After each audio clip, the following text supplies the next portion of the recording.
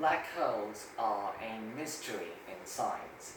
The main reason being that all our physics completely disintegrates when you're inside a black hole. Now, when are you inside a black hole? That would be when you're past the event horizon, an area beyond which you can't return from.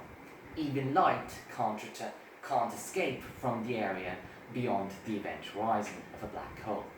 Einstein was the first person to actually theorize a black hole by his theory of general relativity. And it is from that we actually got our first glimpse at what a black hole could possibly be. Black holes didn't really have any proof until around the 1980s and 90s. But now, as recent as 2019, we got a brand new photo of the black hole through the Event Horizon Space Telescope.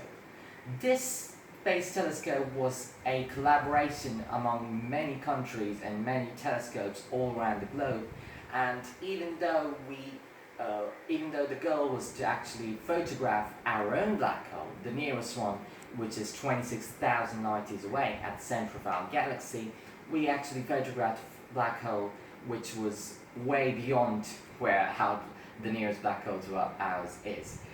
The black hole that we're most familiar with, I say familiar, but it isn't exactly familiar, it's just closest. It is Sagittarius A star, and as I said, it is at the center of our galaxy. It is the primordial black hole, primary black hole, and this black hole is actually quite big, like a couple million times the mass of our sun, but it is still tiny when compared to the biggest black holes out there. Black holes form from the collapse of stars around three times the mass of the sun, and it can also form a neutron star. There is a choice between the two, and black holes. The power of black holes depends upon how much mass the star had. We don't really have physics, as I said at first.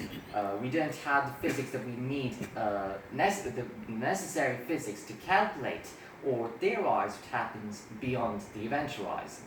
And as not even light can escape from the area beyond it, we can't really understand or study black holes, the inside workings of a black hole.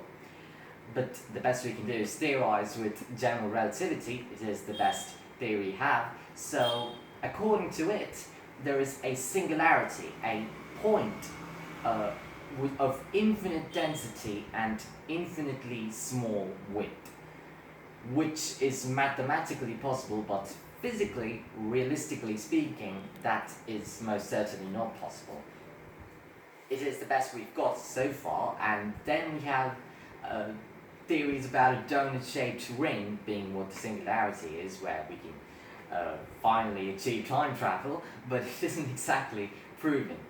This mysteriousness, this inability of ours to theorize what happens inside a black hole is what makes it a haven for science fiction, because literally anything could be possible. You can't deny it, you can't prove it, but it's still, you can't deny it, and that is why science fiction writers use it so often in films.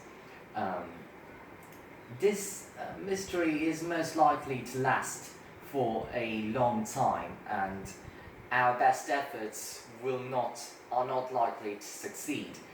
And sadly, this may mean that black holes will forever remain a mystery to humanity. But there is, of course, hope, some hope, somewhere out there. I believe so, and many scientists around the world hope so, and I hope that we will eventually at least figure out some of the mysteries of black holes soon enough.